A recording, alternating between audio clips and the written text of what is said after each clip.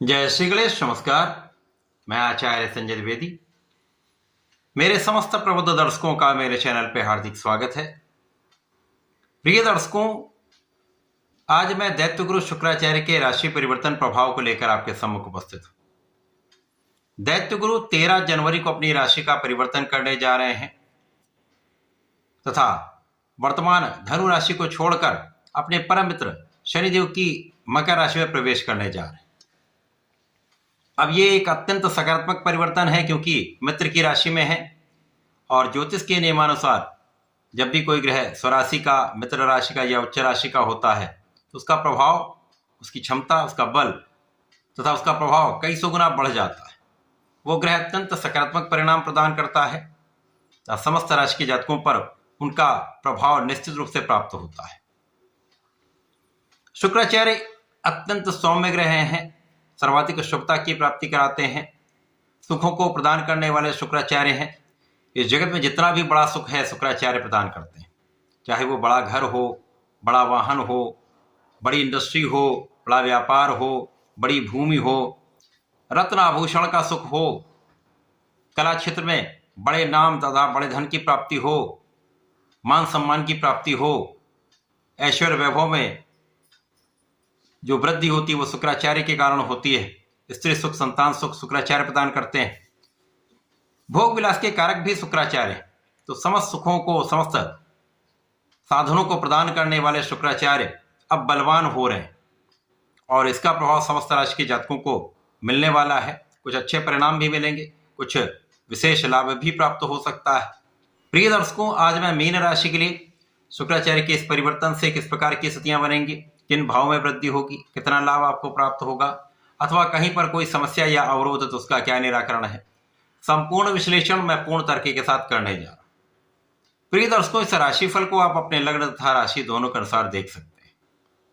Mean राशि गुरुदेव बृहस्पति की राशि है। गुरुदेव बृहस्पति और शुक्र का मित्रवत भाव नहीं है। शुक्राचार्य मीन राशि के एकादश भाव में गोचर करने वाले। अब एकादश भाव जो लाभ का भाव है, जहां समस्त ग्रह अच्छा प्रभाव देते हैं, यहां पर शुक्राचार्य भी बलवान होंगे। मित्र की राशि में होकर इनका प्रभाव अच्छा होगा तथा अन्य ग्रहों का भी सहयोग इनको प्राप्त होने वाला है, क्योंकि जिस राशि में ये गोचर कर रहे हैं उस राशि के स्वामी की स्थिति अत्यंत प्रबल है। वो लग्न में मीन राशि में ही गोचर कर रहे हैं, तो निश्चित रूप से ये अत्यंत सकारात्मक परिणाम देने वाला परिवर्तन हो रहा है। इस समय में लग्न प्रबल होगी, आप कर्मठ होंगे, आपका व्यक्तित्व विस्तृत होगा, आपकी क्षमता में वृद्धि होगी, आपके प्रभाव में वृद्धि होगी तथा इस समय में आप अपने सामर्थ्य से अपने कार्य क्षेत्र में उन्नति करने वाले। इसके साथ साथ यहाँ पर आपका मनोबल बहुत अच्छा रहने वाला है। आपका कॉन्फिडेंस जब अच्छा होता है तो आप अपने कार्य क्षेत्र में अच्छे निर्णय लेते हैं। आपका मनोबल जब अच्छा होता है तो आपके विचार में सकारात्मकता होती है और आप सकारात्मक विचार से अच्छे निर्णय करके उस पर अडिग रहते हैं और उसको क्रियान्वित करते हैं। जब उसको आप इम्प्लीमेंट कर लेते हैं तो संपूर्ण रूप से वो आपको लाभ भी देता है, अन्य लोगों को भी उससे लाभ प्राप्त हो सकता है। तो ये समय ऐसा है जब आपके बुद्धि बल का, अपने ज्ञान का आप उपयोग करने वाले हैं, क्योंकि इस समय आपके शिक्षा ज्ञान का भाव अत्यंत प्रबल रहेगा। शुक्राचार्य गुरु भी हैं, ज्ञान भी देते हैं, तो आपको ये ज्ञान भी देंगे। यदि सही रूप से आपने एनर्जी का, अपने ऊर्जा का सही आपने उपयोग कर लिया तो शिक्षा क्षेत्र में अच्छा लाभ भी मिलेगा, अच्छे परिणामों की प्राप्ति भी होगी। इसी प्रकार से यदि आप प्रतियोगिता परीक्षा दे रहे हैं, नौकरी के लिए प्रयासरत हैं, तो यहाँ पर आपका कार्य बन सकता है। केवल इस समय में आपको अपने क्षेत्र में पूर्ण मनोयोग से तथा फोकस्ड होकर, केंद्रित होकर आपको कार्य करना है। इस समय में आपके नेतृत्व की क्षमता बढ़ेगी, आपका बुद्धि बल श्रेष्ठ रहेगा तो आपके अंदर धैर्य भी रहेगा। तो जब आपके अंदर ये गुण आ जाते हैं तो समस्याएं कम होती हैं। इस समय में कुछ आकस्मिक लाभ की प्राप्ति का भी योग बन रहा है। हो सकता है कार्यक्षेत्र में अचानक प्रगति हो जाए। इस समय में अचानक ही आपकी नौकरी में हो सकता है अच्छा इंक्रीमेंट लग जाए, लाभ बढ़ जाए, व्यापार में विस्तार हो जाए या आपके प्रोफेशन में नए अवसर की वृद्धि का योग बन रहा है, उससे भी आपको अच्छा लाभ प्राप्त होता दिख रहा है। विशेष रूप से कला क्षेत्र के जातकों के लिए अच्छा अवसर है। उनको नए नए कॉन्ट्रैक्ट की प्राप्ति, नए अवसर मिल सकते हैं। देश विदेश से भी अच्छा लाभ मिल सकता है। यहाँ पर संतान पक्ष बलवान रहेगा, संतान से आपको सुख भी मिलेगा, संतान प्राप्ति का भी योग बन रहा है। इस समय में प्रेम संबंध भी अच्छे रहने वाले हैं, परंतु यहाँ पर आपको विचारशील होकर निर्णय लेना पड़ेगा।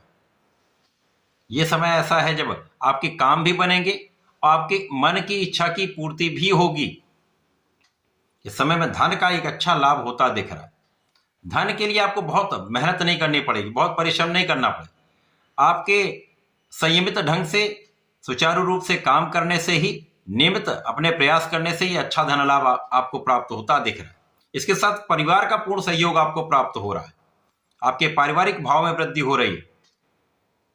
आपका वाणी का भाव प्रबल रहेगा। यदि आपने वाणी की चतुरता से लाभ लेना चाहा तो आपको मिल सकता है।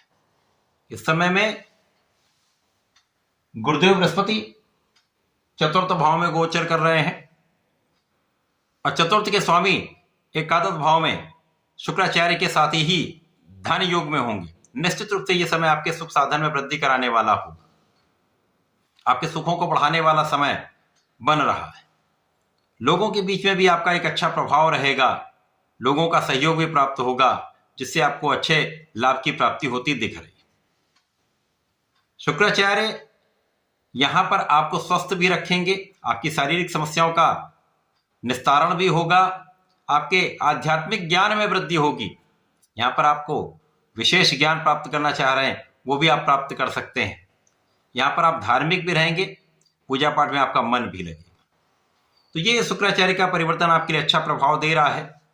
इस समय में आपको नियमित रूप से भगवान श्री हरि की शरण में रहकर ओम नमो भगवते वासुदेवाय का जप करना चाहिए तथा विष्णु सहस्त्रनाम का पठन करें या सुन लें तथा प्रत्येक शुक्रवार को भगवान भोलेनाथ पर जलार्चन करके चंदन की सुगंध का अर्पण करें। विशेष लाभ आपको प्राप्त हो। ऐसा करके इसका उपयोग करें। धन्यवाद। नमस्कार।